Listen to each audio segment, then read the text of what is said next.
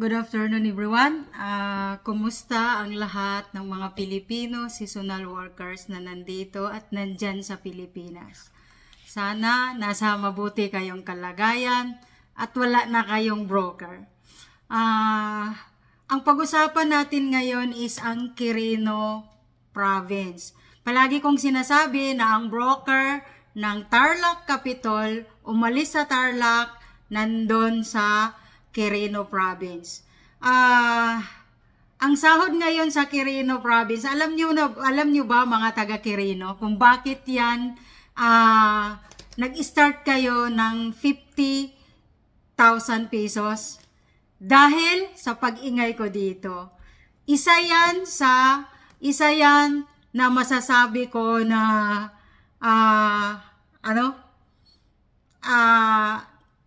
good na kalalabasan sa pag-ingay ko dito. Kasi nagko-concentrate ako sa Tarlac, sa pura Tarlac at kay Mr. Kim noon.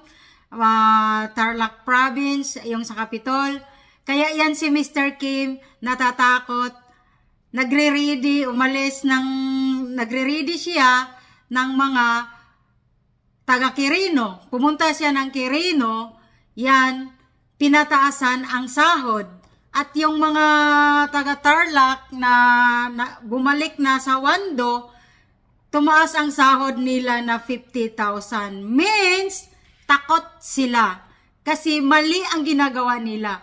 Kasi mula pa nung 2013 sa Tarlac, si Mr. Kim Yog, ang binibigay lang niya na sahod sa mga taga Tarlac is 30,000, 35,000, 40, kung pa ilang bisis na pabalik-balik, 40, 45, ganun lang.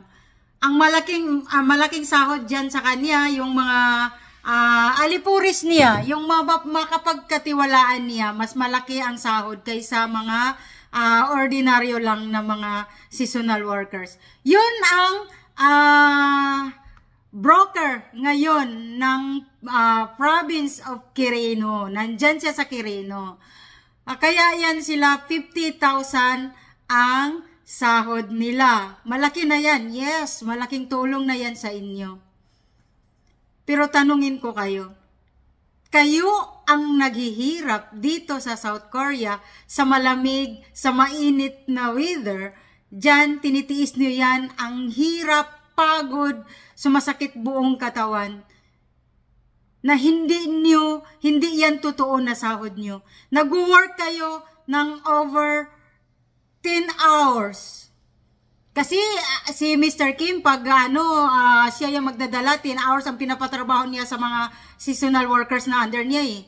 Pero ang more than pa, may 14 hours, nag-work ng 14 hours na walang overtime fee, ganun ang ginagawa ni Mr. Kim. Si Mr. Kim ang sabihin natin, broker na nandyan sa Pilipinas. At siya yon ang matagal na nga. Sila yan ni Mr. Lee sa Nueva Ecija. Ngayon, iniwan niya ang Tarlac, maraming naghintay sa kanya, iniwan niya ang Tarlac, nasa Quirino Province siya. Protected din siya ng mga malalaking official dyan sa Quirino Province kasi basta province ang hawak niya, so sino ang kausap niya? Governor, di ba? Governor, ang niya. Kasi sa Tarlac, sila yan ni Susan Yap. Yan ang ni Mr. Kim. Si Mr. Kim at si Mr. Chang nandyan sa Quirino Province. Bagong pangalan ng ko. Si Mr. Chang, si Mr. Kim at si Jeannie. Nandyan pa rin yan si Jeannie. Kung na-remember nyo last year na nag-ingay ako about sa Quirino kasi nandyan nga siya, pumunta nga siya dyan. Nung may nakakita sa video ko, may nag-message sa akin na, "Ma'am, pamangkin siya ng first counselor ng Quirino, Sangguniang Bayan ba yun? Pamangkin siya, Naalis na po si Mr. Kim. Wala na po siya. Inalis na po siya ni Governor. Inalis na po siya ng kasi yun nga, nakakita daw sa vlog ko na si Mr. Kim. Hindi pala totoo yun. Then, alam ko na hindi ako naniwala kasi paglabas ng vlog ko, may nagsasabi na nandyan lang si Mr. Kim. Ngayon, may nag-report sa akin, may binayaran pala sila na 100,000 pesos para mag-message lang sa akin na wala na si Mr. Kim. O, di ba ganun? May binayaran raw sila, si Jeannie, na 100,000 pesos. Yung tao na yun, pa-message sa akin na wala na sila. Wala na si Mr. Kim. Para tigilan ko sila. Kasi takot sila eh. Nag-ingay ako sa Tarlac, natatakot umalis. Hindi nila iniisip na maraming maipiktuhan. Nag-ingay lang ako, sinasabi ko lang ang totoo. Dito. Hindi ko pakay na ma-stop ang programa. Hindi ko pakay. Ang anuhin ko lang, alisin ang mga broker. Pero ngayon, anong nangyari sa Tarlac? Na-stop. Kaya maraming galit sa akin. Sabi ko nga, magagalit pa kayo sa akin. Basta maalis lang yung mga broker niyo dyan.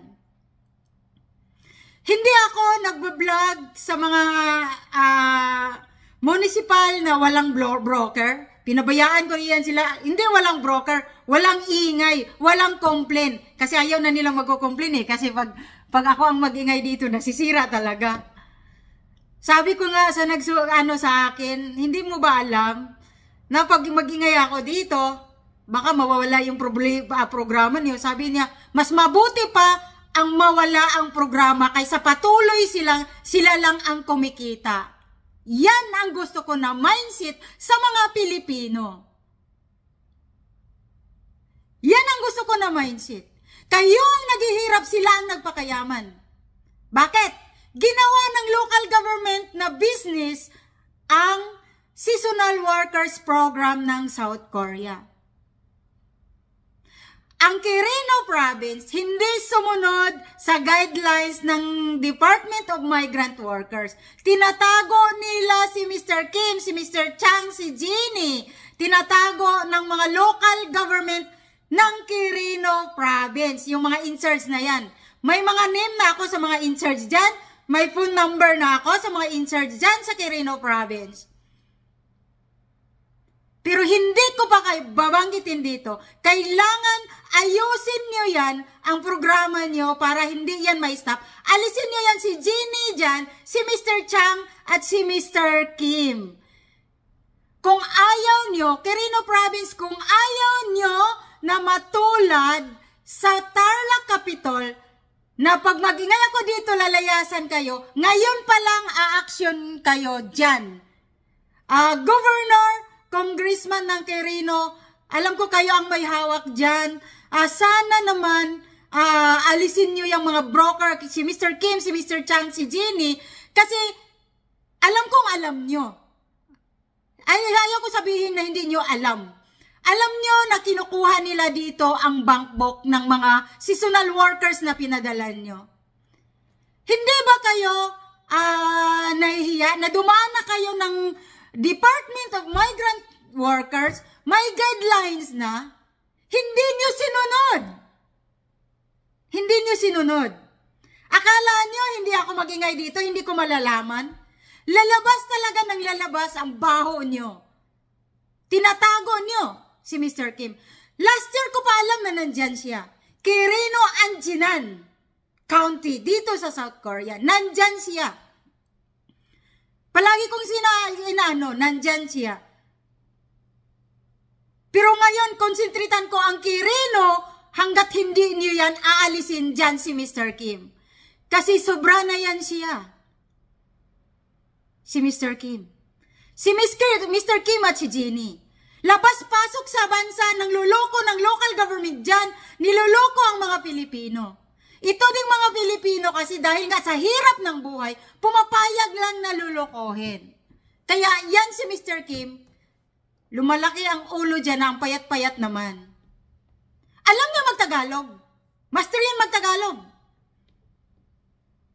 Hindi niyo alam na sinasigaw-sigawan yung mga tao niyo, parang tuta lang niya anuhin niyang tratuhin ang mga Filipino seasonal workers na siya pang nagkapira. Hindi niyo alam kung anong ginagawa niya. Iwan ko, yung mga taga-Quirino kung pinasayaw-sayaw ba yan niya sa airport. Kasi ang mga taga-Tarlac, maraming na pinasayaw-sayaw niya sa airport, binibigyan niya ng pera. Dalhin niya sa club, pinasayaw-sayaw niya, din binibigyan ng pera. Sumusunod lang yan sila dahil ayaw nila na mawalan ng trabaho. At Quirino Province, alam kong maraming hindi nakabalik. Dahil ang sistema at ang patakaran niya ni Mr. Kim, mag-complain lang konti sa sahod, mag-complain lang konti sa bank book sa employer, hindi na yan pabalikin. Din palabasin ng employer na ayaw na babalik ng workers. Din ang workers naman, ang sabihin, nag-cancel ang amo mo, ang employer mo. Ganon ang ginagawa nila. Ganon yan si Mr. Kim. Ganon siya kasakim ng pera. Alam niyo kung saan niya ginagamit yung pera na nakukuha niya sa mga Pilipino? Sa kasino. Diba? Kawawa ang mga Pilipino. Kawawa ang mga Pilipino. Sila ang nagtatrabaho dito. Sila ang nagtatrabaho, nagpakahirap para lang sa pamilya nila, pero ang ginagawa ni Mr. Kim, ni Jeannie, at ni Mr. Chang ay kinukuha ang sahod nila. Magagalit man kayo sa akin kung magagalit kayo. Okay na sa inyo ang 50,000. Ang problema dito, hindi yan ma-stop si Mr. Kim kung always lang kayo okay na okay dyan sa kanila. Kasi protektado siya sa mataas na mga local government na humahawak ng seasonal workers program.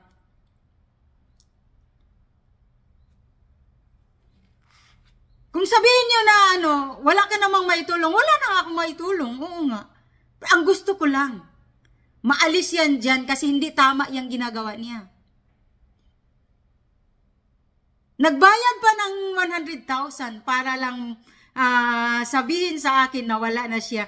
Kahit nagbayad pa kayo ng kahit may inutusan pa kayo, nagpanggap yun na pamangkin siya ng first counselor sa Sangguniang, basta yung head sa Sangguniang Bayan sa Quirino. Yun ang nag-ano sa akin last year, siyang nag-message. Naniwala naman ako konti, pero nung next day, hindi. Alam kong nandyan yan si Mr. Kim. Kasi nga, may video ako na nagsalita yan siya dito, sa Jinan, pagdating ng mga seasonal workers. Kaya alam kong nandyan siya. Iniwan niya ang Tarlac, nandyan siya sa Quirino, nandyan na naman siya ng biktima. O, diba? Kasi nanahimik ang mga biktima ni Mr. Kim, nanahimik kaya nang biktima na naman siya ng ibang province. Ngayon, alam niyo kung nasaan siya? Nandyan siya sa Quirino? Kasi pag magingay, masira niyang Quirino, nandyan siya sa Isabela. Nasa Isabela siya. Quirino at Isabela province ang hawak niya ngayon. Din magpapadala yan siya ng ilang tao, mga 500 plus sa Quirino, kasi province hawak niya 500 plus, ilagay lang natin, 200 plus sa Quirino. Maliit na tao, pinaka lang yan at 200 plus sa Isabela. Magkano ang kita niya sa isang buwan? Kasi binibigay na niya 50,000 eh. So, kung 67,000 ang monthly, deducted na sa house, sa accommodation and food, pag deduct na siya, so mga 67 to 70,000 ang monthly nila. So, ilagay na lang natin 67. Bigay na niya is 50,000 sa mga seasonal workers. So, may 17,000 siya each. 17,000 each. Isang Pilipino lang, ha? Din magpapadala yan siya. Alam niyo ba, Siya yan ang broker, na Koreanong broker nga, na pinakamaraming tao na pinapadala dito. More than 1,000. Hindi ko alam kung saan ang Isabela. Ang Isabela sa Jinan din, may nagsabi sa akin sa Jinan, pero alam kong may ibang lugar yan. Kasi ang Quirino is magpapaalis sila papunta ng Sokcho. So, fisherman, di ba ang sa Sokcho is ang nabanggit ko is ang Dinagat Island? Ang Dinagat Island may problema, baka hindi makapaalis. So, yan. Ang bilis ni Mr. Kim. Ang bilis ni Mr. Kim kasi nandyan na ang Quirino. Padala lang niya yan sa Sokcho. Sabi ko, magkakilala nga yan sila mga broker. Connected yan sila mga broker. Siya ang pinaka dyan kasi siya ang pinakamatagal at ito si Mr. Lee ng Nueva Ecija. Sila yan ang pinakamatagal dyan, si Mr. Kim. Kaya alam na niya ang gagawin niya. At saan yan siya magpapaalis ng tao? Saan na airport siya? Sa Tarlac Airport, sa Clark Airport yan sila magpapaalis ng tao. Kasi si Mr. Kim, maraming nagsabi, VIP nga yan dyan sa Clark. Kahit nga lasing yan, papasok dyan sa Clark, dala ang mga seasonal workers, yan, papasok yan. At, yun nga, may nakausap nga ako na isang seasonal workers nga under niya nga noon, nga nandito na. Na passport lang pinapakita nila pag check-in, hindi na sila parang hindi na sila dadaan ng immigration. Yun nga, VIP sila. para silang government official na hindi na dadaan ng direct na daw sa airplane. Hindi ko alam kung yan, pero yan, isang seasonal workers ang nagsabi sa akin yan. Ganon kalakas si Mr. Kim sa Clark Airport. At nandyan yan nakatira. Nandyan yan siya nakatira. Sa may Clark daw yan siya nakatira. Umalis na siya sa Tarlac. Marami nang galit sa kanya. Kasi nga, marami siyang nakunan. Hindi niya pinabalik. Kaya, sana Quirino Province,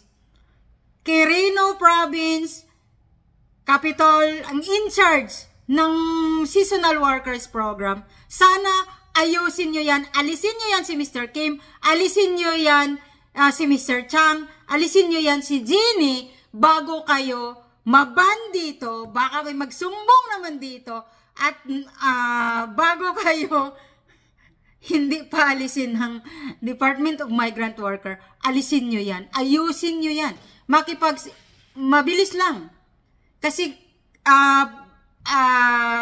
government official kayo, public servant kayo, makipag-usap kayo direct dito sa Jinan na wala na alisin nyo si Mr. Kim. Tama na yung utang na loob kay Mr. Kim. Kung tinitingnan nyo na utang na loob, tama na. Kasi marami na siyang nakukuha, marami na siyang naluloko ng mga Pilipino. Tama na yung utang na loob na yan. I-stop niyo yan sa kanya kasi wala yan siyang utang na loob sa mga Pilipino. Kinukunan lang niya ng pera. Pinagpirahan lang niya. Pinagtrabaho dito parang slave. Dumaan na nga sa DMW. Yun. Nandyan pa rin siya. At sa Isabela nandyan din yan siya kasi may nagulat. Sabi wala ng broker pagdating namin sa airport.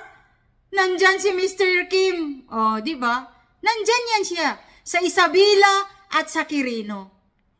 Kaya dapat, kung sino ang may hawak ng sa Quirino Province na seasonal workers program, kung gusto nyong matulungan ang mga Filipino na mga mahihirap na para makatrabaho dito kasi walang trabaho diyan sa Pilipinas at malaki ang sahod, malaki ang kikitain nila dito, kung gusto nyong matulungan sila, hindi si Mr. Kim, kung gusto nyong matulungan sila, ayusin nyo yan ang programa nyo. Hanggang dito na lang at God bless you all. Bye-bye!